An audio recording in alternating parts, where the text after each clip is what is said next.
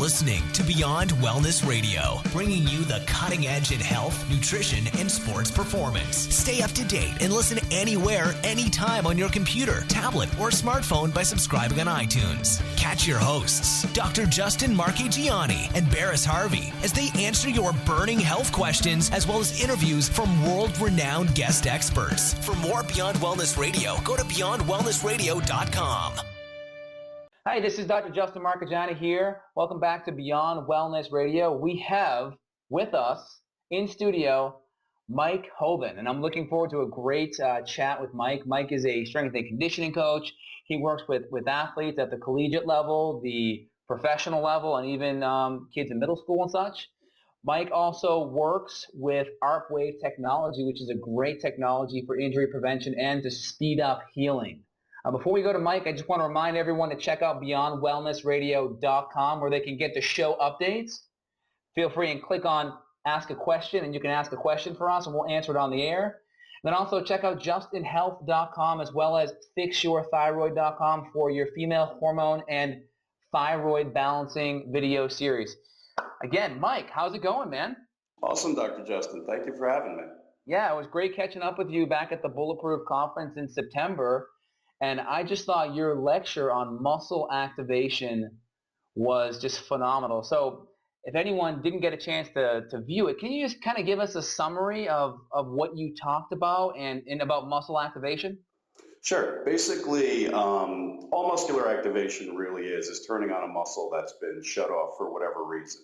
So there's many ways to do it. As you know, we're both trained in a similar fashion. Mm-hmm. But what I tried to put together was a method for people to basically be able to reactivate the big three muscles on their own. So the big three muscles were the psoas, mm-hmm. also known as the hips, the glutes, and the hamstrings. And that's all it really was. It was just a matter of showing people what points to press on to reactivate those three muscles to get optimal performance and better movement throughout the day. Now, during the seminar, you had people come up and you were testing their psoas, testing their glutes and their hamstrings and their hip extensors, and you were finding ones that were weak and weren't turned on. So when you find a muscle that's weak, what does that mean? Is it like, is the person just not weak, or is it like the person just not getting the activation there? Can you describe that? Yeah, essentially what it is for whatever reason, the muscle is shut down and gone into a protective mechanism. Yeah. So when that happens, obviously it goes into a short, basically like a wound up position. So think about like if you're in a fight and someone's about to hit you, you cover up, you kind of tuck into a position where you're safe. Yeah. Your muscles do the same thing. So by activating it, you restore them to their normal length and they fire properly and basically operate at a higher level. Right, so you see people that still are strong, maybe from a hardware perspective, right? The hardware is strong, mm-hmm. The muscle's strong, but from the software or the operating system perspective, they're not neurologically strong. Is that what I'm hearing? Exactly. And I mean, to give you an example, first time I learned about some of this stuff, I was studying with Dr. J up in Minnesota. And I mean, I'm a decently strong guy. I can still squat between 500 and 600 pounds. You're a beast, Mike. Not the beast I used to be, but I appreciate that. And he threw me on the table to test me, and my psoas, which is a large muscle, as you know, I couldn't hold him up. He pushed me down with two fingers and then proceeded to make fun of me for the next 30 minutes. Got it. So let's say I come into you, right, and I to see you, and I have a weak hip flexor, right, weak psoas, weak glute, weak hamstring. What would you do? How would you assess me? Well, we'd put you on the table, basically do a basic therapy table. And we put you through a whole series of muscular tests. So basically everything I did at the conference, you have people lay down, you put a limb in an extended position and apply force to it, not in a dangerous method, but in a way basically just to test to see if the muscle's working properly or not. And from there, you get your response and see what you need to do. Now, from what I understand, the points that you're hitting these neurolymphatic points. And just for people at home, if they put their hands in the back of their head, and they feel that little ridge in the back of their head, that's one of the points that Mike accesses.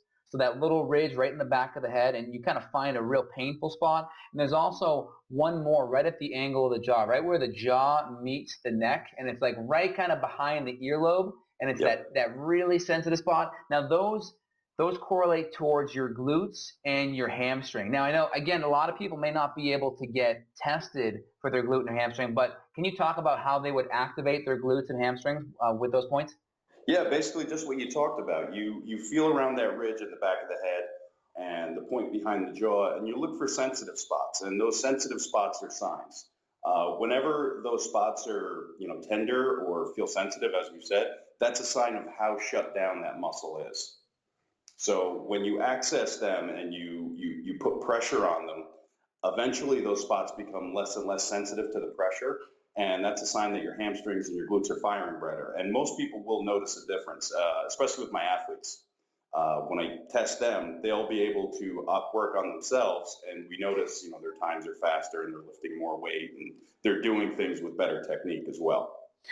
Right. So I see a lot of my patients, and they may have like shut down psoas or shut down hip flexors, right? Glutes. Mm-hmm. And it's nice because we can say, hey, this is the spot to rub. So you may be like treating them. You may be doing like some muscle spindle work or using the ARP to get some of these muscles activated. But the nice thing about these spots is you can actually give them, exercises or just to rub during a movement right when they're at the gym, or if they're a baseball player at the plate, you can give them movements in exercises to do right during the at-bat or right during the movement to stimulate the muscle. Is that correct? Oh yeah, it's a take-home system, and it's something that works very well. People can, it really helps to exacerbate, whatever type of therapy you or myself are, putting the individual through. It helps to basically solidify it, is how I look at it.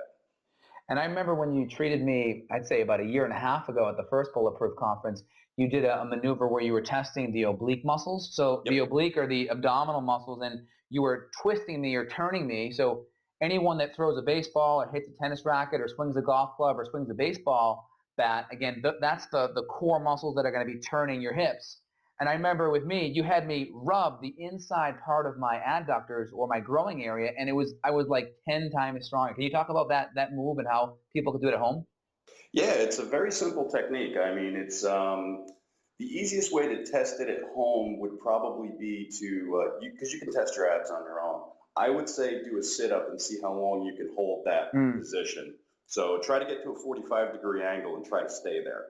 And most people will have difficulty doing this. They're going to have to either, start compensating and using their tibialis or, using their arms to help them stay up there. And the activation itself is really simple. It's you put your hands to the inside of your legs and you basically rub up and down. What we say with the male athletes is you rub knees to nuts. Pardon my French. Oh, man. And you do that for about 10 seconds and then you retest. And that's a very, very quick activation. And people see results very quickly with it. And that's all it takes. And most people can hold that position. Probably if you held it 10 seconds the first time, they'll probably hold it 30 or 40 seconds the second after the treatment. Got it. So we just did the obliques there. We did the extensors, the glute and the hamstrings. And by the way, is it the one on the back of the head? Is that the glutes, or is it the one on the side of the jaw? The jaw is the hamstrings. The back of the head is the glutes. Okay, got it. Are there any more of those points that you know of that someone listening to the show would be able to use right away? There's a bunch of them. Those are the big three. Those are the main three. Probably the other one that's the most important would be the psoas activation. And where's that point? That is medial to, I'll just use layman's terms, the hip bone. Yep. So the ASIS, you would come medial probably about 1 inch to 2 inches and start looking for a tender spot there. So for anyone listening, put your hands kind of like where your pockets would go and feel for that really bony prominence that kind of sticks out. That's the ASIS, and go in 1 inch. Mm-hmm. Perfect. All right, cool. And then everyone, you're just rubbing that or stimulating it for what, 5 or 10 seconds? Yeah, you want to get pretty deep on it. You want to use, relatively speaking, 8 to 12 pounds of pressure, because you have to, if you're a little bit of a thicker individual, you probably need to push a little harder. Got it. Because you do have to stimulate that nerve bundle, but you have to get in. Got it. Okay, cool. So Mike, tell me about some of the athletes and some of the people that you work with. I mean, I know you work with a lot of professional athletes as well. Mm-hmm. And what are the things that you're doing to help people get to the next level, get drafted, to play at high professional level? Well, the biggest thing we do is the minute the individual walks in the doors, we start with an evaluation. Okay. And we look at I look at so many things. I don't even know where to start. I train a lot of pitchers. Mm-hmm. And so pitchers just about always have what I just refer to it as a pitcher's retro version. It's basically their push leg is always, that ankle is always sprained.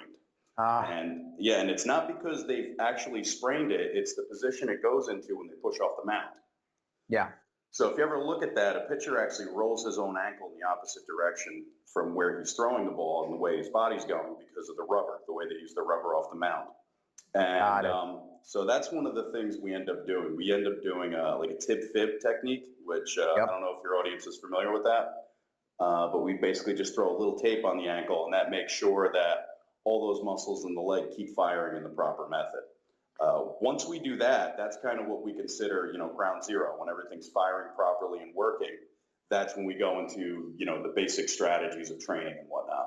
Great. So just to describe to everyone at home, the tib-fib technique Mike's talking about is a shock absorber technique. Essentially, you're taking the tibia, or the bottom part where the calf is, and you're whacking the heel. You're whacking the heel in right towards the tibia, kind of like you were running, and you're simulating force going to the joint. Because how the body is lined up is, if force does not get absorbed properly into the joint because the joint isn't stable, it actually sends nerve signals to the brain to shut down the muscle. If the joint's stable, it will send signals to recruit the muscle. So what Mike's talking about is whacking the bottom of the heel right in alignment with the tibia, and we test any other muscle in the body, and it will shut down if that joint's unstable. And this is important because an ankle issue can cause weakness anywhere in the body. You could probably take 5 or 10 miles per hour off the fastball.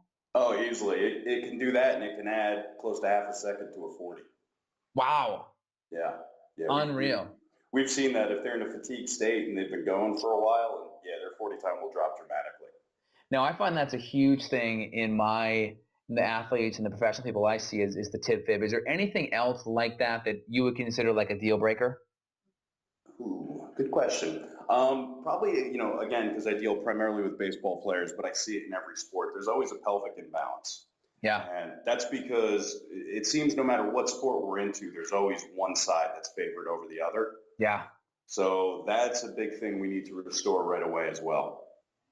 Got it. And can you talk a little bit more about diet and kind of what you are teaching your athletes to eat? Well, the high school kids, you basically just pray that they're not stuffing Chipotle down their neck 24/7. Right. But as far as diet, the main things we look at are adequate protein intake, good essential fats, greens, which is, a war in and of itself with these people, and proper hydration. Those are the 4 basic things we look for initially.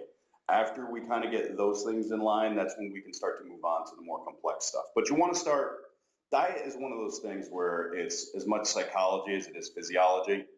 And you really have to kind of give people what they can handle, because food is a very sensitive subject with a lot of people.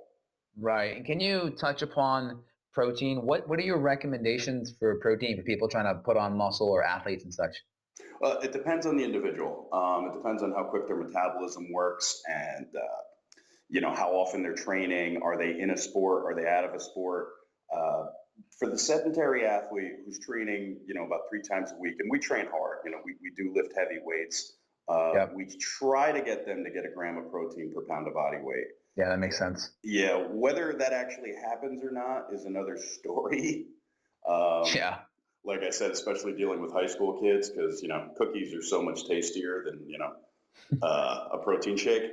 But we try to make sure they, at least while they're here at the facility, they're drinking their protein and doing what they're supposed to do after their workout, and taking their supplements during the workout as well. That makes sense. Sense. And talking about supplements, are there any supplements that you recommend for training or to improve performance or stamina, things like that? The biggest thing I recommend most people use is a good omega-3. Yeah. Aside from, there's certain staples we always recommend. Things like, we always recommend magnesium, we always recommend protein powder, and omega-3s, because you want to keep insulin and inflammation at, in proper levels. We're always going to have some level of those, but you want to keep them in the proper level. Like I said, protein and magnesium, I think, is huge, just because that's the nutrient of insulin sensitivity, and it also, there's just so many functions in the body that magnesium helps with. Got it. And you're obviously trying to cut grains out of these kids' diets too, right? Yeah, you want to eliminate all the bad stuff, but like I said, it's a very gluten especially because tying into the inflammation. But like I said, it's got to be a slow process because you have to kind of give and take, if you know what I mean. If I take something out of their diet, I have to give them something back somewhere along the line. Got it. So let's say I'm an athlete or I'm a person, I'm trying to run faster or sprint faster. Like, what are the things you would look at in my kinetic chain? What would things be you want me to do in my exercise routine so I could sprint faster and move faster? Well, we'd have to look at what's going on with you up first. So Okay. if you need to sprint faster, I'm going to guess there's a problem to begin with. So 9 times out of 10 with the kids we see, they're what we call push runners, where they're relying on the musculature to the front of their body. So they try to run from their quads and from their psoas, which just doesn't work. That's not how we're designed to. That's not our muscles of propulsion, so to speak. So first thing we would need to do in that case is get them dominant back to their glutes and their hamstrings. And from there, we look at ankles, we look at rotator cuff, we look at how everything fires properly, what type of posture you're in.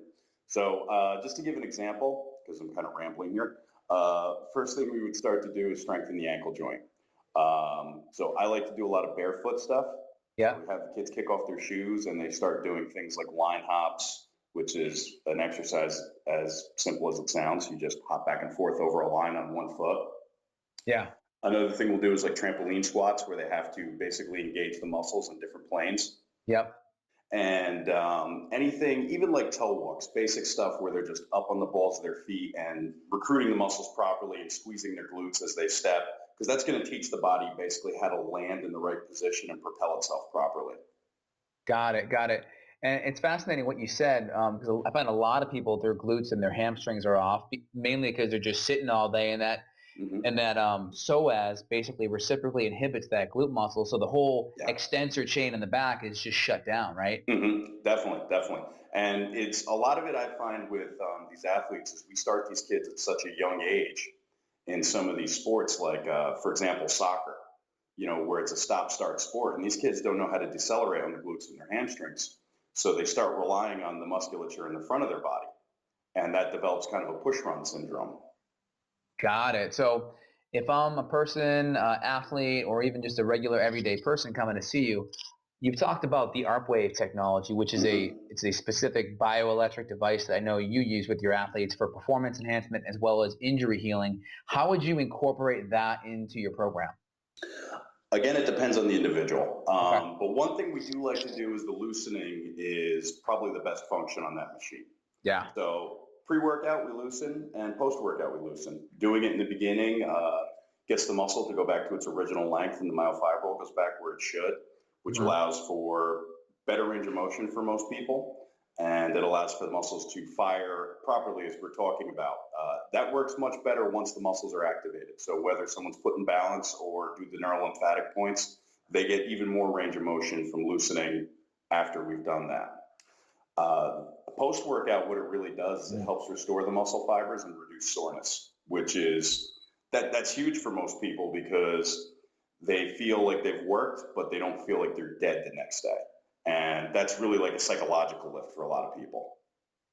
So you just said something very interesting. I never thought about using the ARP, the electricity coming through over those neurolymphatic points. So you're saying you get great results using it over the points as well. Yeah. You can do that, or you can just stimulate the points prior to. Okay. I've done stuff where like, because you can ARP your own hand and do things like ART. Yes. I've actually ARPed my own hand and done some activation points on people. They weren't overly appreciative at the time, but they were afterwards. That's great.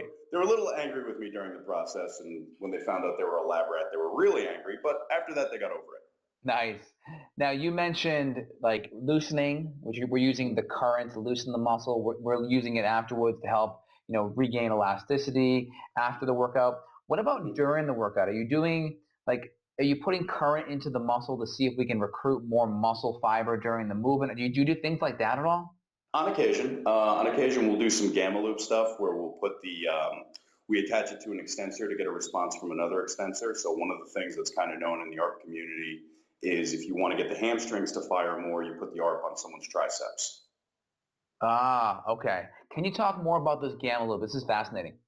Okay, so the gamma loop is basically, to put it in quite simple terms, all extensors in our body are related and all flexors in our body are related as well. Okay, so kind of how we embryologically form, the extensors are related together and the flexors are, right? That's what you said? Yes, Okay, got yes. it. So by attaching the ARP to one extensor, you're going to get a response in all the extensors. So by putting it on the triceps, which is an elbow extensor, you'll get a response in the hamstrings and glutes, which are hip extensors. Got it. Okay, Mhm. that makes sense. And if we did bicep, that would be the bicep and the psoas? Bicep and the psoas and the quad too a little bit. Because Okay. the quad does act as a hip flexor at times. Okay, got it. Very interesting. Mm-hmm. All right. So is there anything else you wanted to touch upon that you find is just very helpful for people trying to perform better? Like just key foundational things. I think one exercise that's very underrated for most individuals, and we don't do enough of it because it's not really a sexy exercise, is the Superman. Ah, okay. Can you talk about the Superman? So how does that work? So basically, the Superman is just an exercise where you lay on your stomach face down and you lift your opposite arm and your opposite leg and reestablish what's called a cross crawl pattern, which is something we kind of lose because in our society as kids, we're brought to our feet too quickly. We're not allowed to crawl and really establish those proper neural patterns. And that kind of messes us up later in life because people, how can I put it? People want their kids on their feet, too quickly, and they establish poor patterns at such a young age. We have to break them later on, as they become athletes and when they want to progress.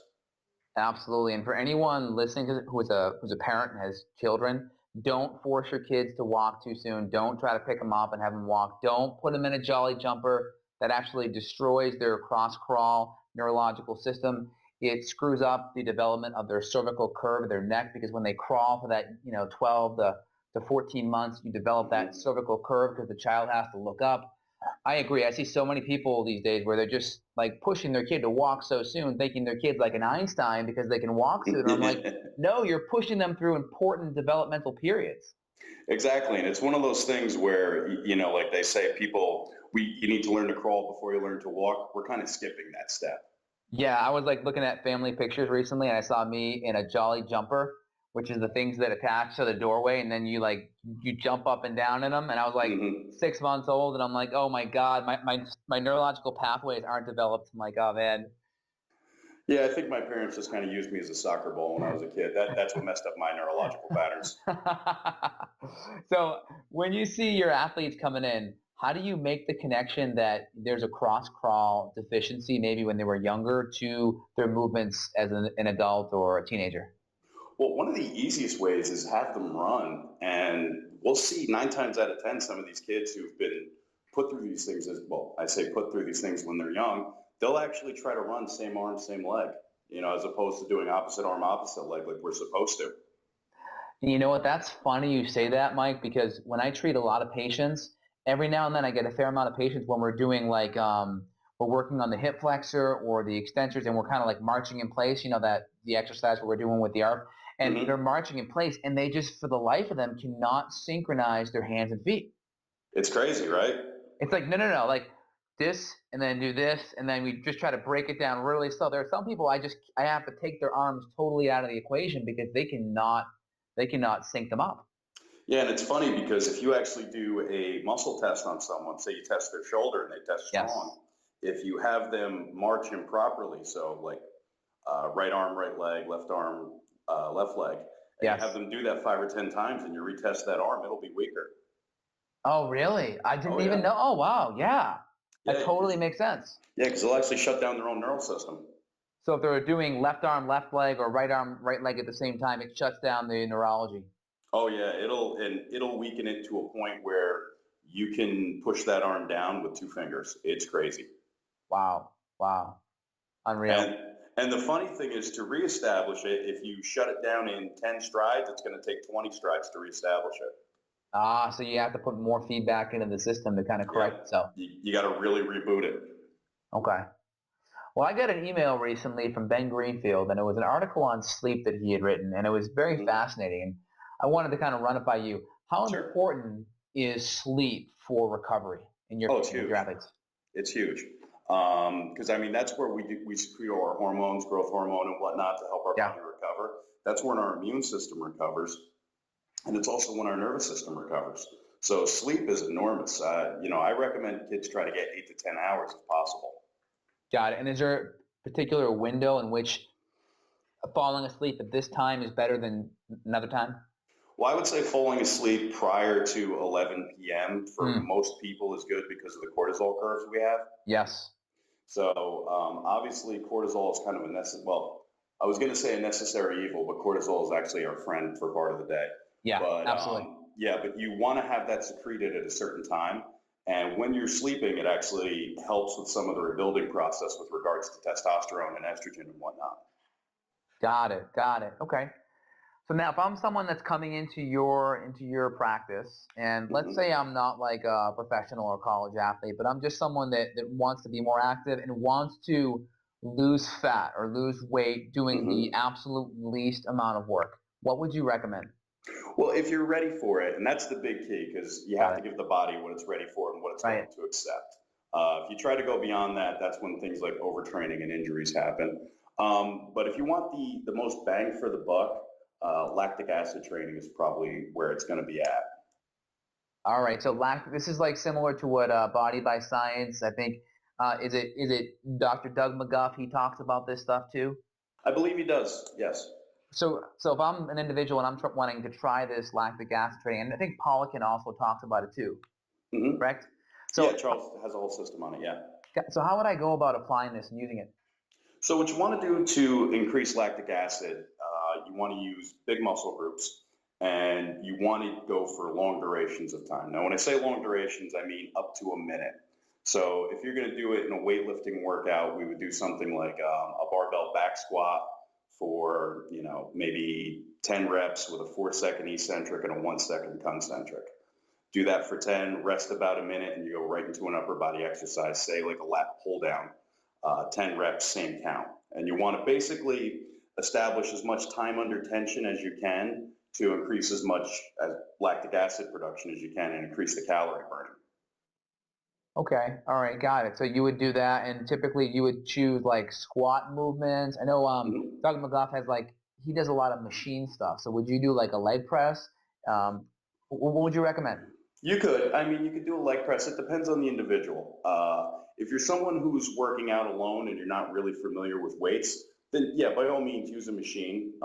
If you're overweight, I would stay away from the leg press just because you're not going to get the good range of motion that you're going to need, and it's also going to push on your stomach and your internal system. It's going to cause a lot of pressure to go to your head.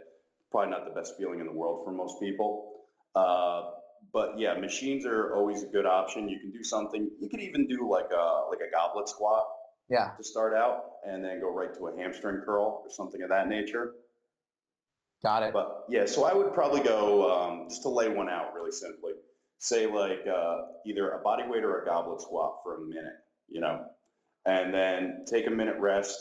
Go to a lat pull down. 10 reps, 4 seconds on the eccentric stroke, 1 second on the concentric stroke. Repeat that 4 times. Rest 2 minutes, move on to your next sequence. Got it. That makes a lot of sense.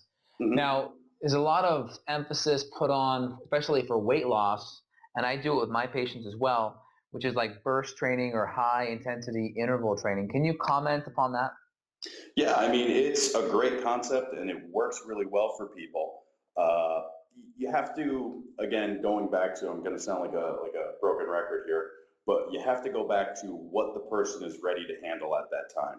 Right. So sprints work great. I think for most people, it's finding the proper modality to do it in. I Right. know when I do my sprints, I like to use either like a recumbent bike or sometimes the rower if I'm feeling especially masochistic that day. Haha. And those are the two I tend to go with. I don't really like the treadmill for that. Yeah, that makes sense. Hmm. Okay. All right. Now I'm going to go into some juicy stuff here. Okay. We love juice. I love it. I love it. Actually, on that topic, what is your opinion? Because I know you work with lots of athletes at all levels. What is your opinion on taking steroids? What do you see? I mean, obviously there are great gains in the short run. What do you see in the long run? What's your take on it? Just honestly, just off the cuff. My take on steroids. And just to be clear, we're talking about anabolic steroids that you typically would inject for athletic performance enhancement. Yeah, the stuff that's kind of the buzz right now. Yes. As with anything we take in this world, there's use and abuse. Right. So they can be taken properly and used to give an effect with minimal side effects, or they can be abused and you can completely damage yourself later on in life. I know of people that have really abused steroids for a long period of time, and now they have no testosterone in their body. Right. Their cortisol levels are so low that they're in constant joint pain because they have no way to suppress anything. So it's one of those things where you can use it, but at what cost? What's going to come later on in life? And I think that's the thing. Too many people are far too nearsighted, and they don't just use it, they abuse it. And that's what causes problems down the road. And I work with a handful of professional athletes too, and one of the things I see, the main motivation why a lot of athletes use steroids isn't just for performance enhancement, it's because they keep on getting freaking injured. And I see a lot of people, it's like, who makes it through the college ranks and the minors or into the professionals, it's like, who can withstand the injury and the abuse to your body. And a lot of people are using these things just to heal faster from their injuries. What's your take on that? I think it's a temporary fix to a permanent problem. Generally speaking, when people get injured in a sport, let's look at a sport like baseball, it's because their body isn't prepped properly for what they're going to be up against. So, if you go into a sport like baseball or football where your muscles are imbalanced and there's an uneven pull on your musculature or on your skeletal system, as soon as you throw too hard or take a hit, something bad's going to happen. And something's going to pop, something's going to tear. And I think that's the thing people neglect. So taking a steroid to help yourself recover faster, okay, but what are you doing to remedy the actual issue? Right. So basically steroids just stimulating the body to heal, but if the underlying imbalance, the underlying kinesiological, neurological imbalance is still there, well, it's like you're just putting a Band-Aid on a gaping wound. It's just not going to be enough to fix it. Exactly. You're putting a Band-Aid on a ruptured femoral artery. It's nothing's going to change. You're still going to bleed out. Got it. Well, I think we were talking earlier, and you're having this new site come up, and can you talk about this new site?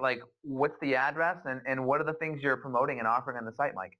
Sure. So we're going to have a website probably up in hopefully a couple months. We're still collecting a little bit of data and trying to write some articles. It's called MagniFit Science, MAGNI-FIT Science.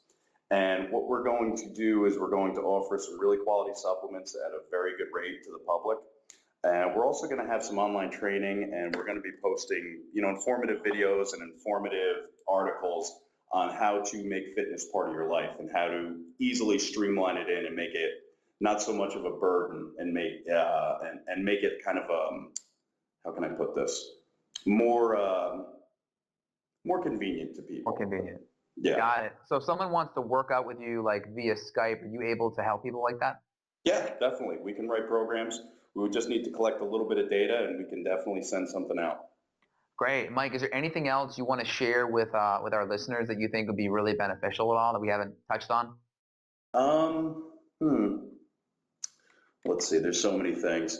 Proper supplementation, proper recovery, and proper nutrition will take you much further in improving your life than most people realize, I think.